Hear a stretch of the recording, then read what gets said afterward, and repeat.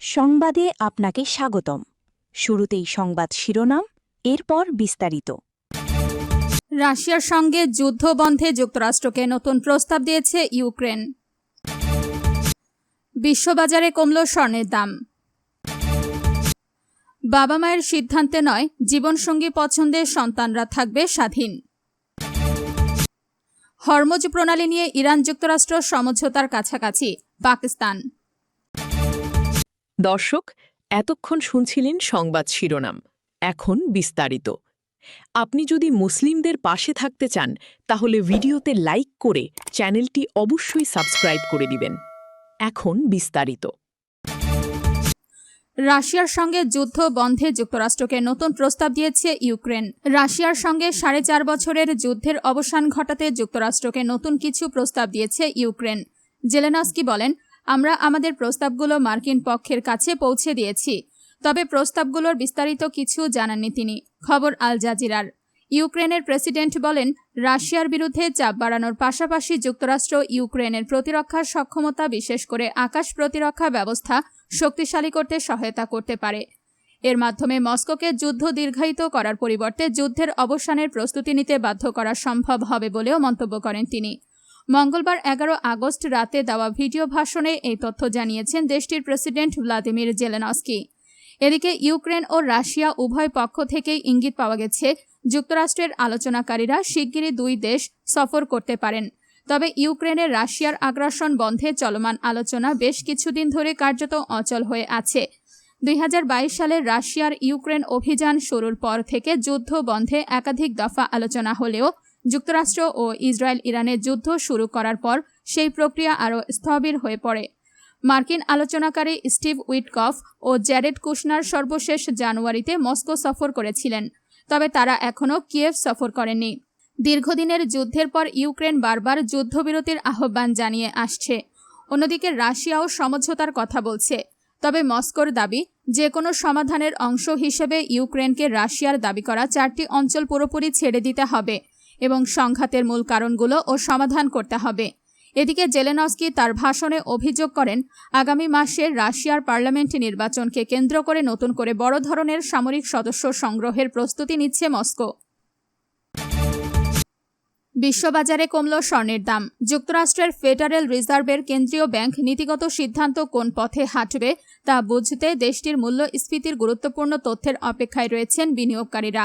এই অপেক্ষার প্রভাবে মঙ্গলবার বিশ্ববাজারে স্বর্ণের দাম সামান্য কমেছে, তবে এর আগে দাম বেড়ে 2.5 মাসের বেশি সময়ের মধ্যে সর্বোচ্চ পর্যায়ের কাছাকাছি পৌঁছেছিল। মঙ্গলবার 11 আগস্ট রাত 11:50 স্পট মার্কেটে স্বর্ণের দাম আউন্স প্রতি 0.3% কমে 4,376.31 ডলারে নেমে আসে। দিনের শুরুতে দাম বেড়ে 4,434.84 ডলারে উঠেছিল, যা গত 5 জুনের পর সর্বোচ্চ। তখন এটি 100 দিনের মুভিং অ্যাভারেজ, যা বর্তমানে 4,387.92 ডলার অতিক্রম করার চেষ্টা করেছিল। অন্যদিকে যুক্তরাষ্ট্রের স্বর্ণের ফিউচার মার্কেটের দাম প্রায় 0.5% বেড়ে 4,441.10 ডলারে স্থির হয়েছে। জেনার মেটালস এর ভাইস প্রেসিডেন্ট ও জ্যেষ্ঠ মেটালস স্ট্র্যাটেজিস্ট পিটার গ্রান্ট বলেন, মূল্যস্ফীতি নিয়ন্ত্রণে রয়েছে কিনা সে বিষয়ে নিশ্চিত হতে বাজার চলতি সপ্তাহের মূল্যস্ফীতির তথ্যের দিকে তাকিয়ে আছে। বার্ষিক মূল্যস্ফীতি সিপিআই সহনীয় পর্যায়ে থাকলে তা স্বর্ণের বাজারের জন্য ইতিবাচক হবে বলেও মনে করেন তিনি।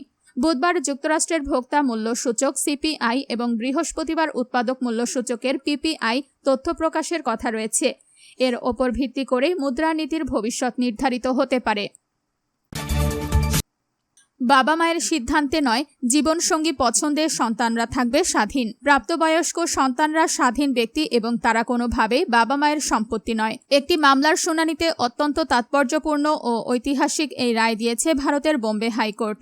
পছন্দের মানুষের সঙ্গে থাকার সিদ্ধান্ত নেওয়া প্রাপ্তবয়স্ক মেয়ের জিম্মা চেয়ে এক মায়ের দায়ের করা রিট আবেদন খারিজ করে আদালত স্পষ্ট জানিয়ে দিয়েছে, নিজের সিদ্ধান্ত নিজে নেওয়ার পূর্ণ অধিকার ওই তরুণীর রয়েছে। বোম্বে হাইকোর্টের নাগপুর বেঞ্চ বিষয়টি স্পষ্ট করে বলে, কোনো প্রাপ্তবয়স্ক নারী যদি নিজের ইচ্ছায় তার জীবনসঙ্গী বেছে নেন, তবে তাকে ফিরিয়ে আনার জন্য হেভিয়াস কর্পাস পিটিশন দাখিল করা যাবে না। খবর এনডিটিভির। উল্লেখ্য, হেভিয়াস কর্পাস হলো একটি আইনি প্রক্রিয়া যার মাধ্যমে কোনো ব্যক্তিকে বেআইনিভাবে আটকে রাখা হয়েছে কিনা তা নির্ধারণ করতে তাকে সশরীরে আদালতে হাজির করার নির্দেশ দেওয়া হয়। ঘটনাটির সূত্রপাত নাগপুরে। 17 বছর বয়সে ওই তরুণী কোচিং ক্লাসে যাওয়ার উদ্দেশ্যে বাড়ি থেকে বের হয় আর ফেরেনি। পরবর্তীতে সিসিটিভি ফুটেজে দেখা যায় তিনি এক যুবকের সঙ্গে চলে যাচ্ছেন। পুলিশ তখন তরুণীকে উদ্ধার করে মায়ের কাছে ফিরিয়ে দেয়, কিন্তু পরবর্তীতে ওই তরুণী পুনরায় বাড়ি ছেড়ে চলে গেলে তার মা মেয়ের জিম্মা চেয়ে হাইকোর্টের দ্বারস্থ হন। হরমুজ প্রণালী নিয়ে ইরান যুক্তরাষ্ট্র সমঝোতার কাছাকাছি পাকিস্তান। হরমুজ প্রণালী নিয়ে ইরান ও যুক্তরাষ্ট্র এক ধরনের সমঝোতার কাছাকাছি পৌঁছেছে বলে দাবি করেছেন পাকিস্তানের প্রতিরক্ষা মন্ত্রী খাজা আসিফ। মঙ্গলবার 12 আগস্ট ইসলামাবাদের সাংবাদিকদের সঙ্গে আলাপকালে তিনি এই কথা বলেন।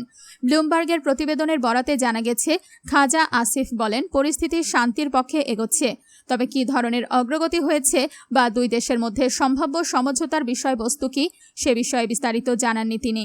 এর আগে হরমুজ প্রণালী দিয়ে সীমিত পরিসরে সামুদ্রিক জাহাজ চলাচল পুনরায় চালুর বিষয়ে ইরান ও ওমানের মধ্যে আলোচনা বেশ অগ্রসর পর্যায়ে রয়েছে বলে জানিয়েছিলেন কাতারের পররাষ্ট্র মন্ত্রণালয়ের এক মুখপাত্র।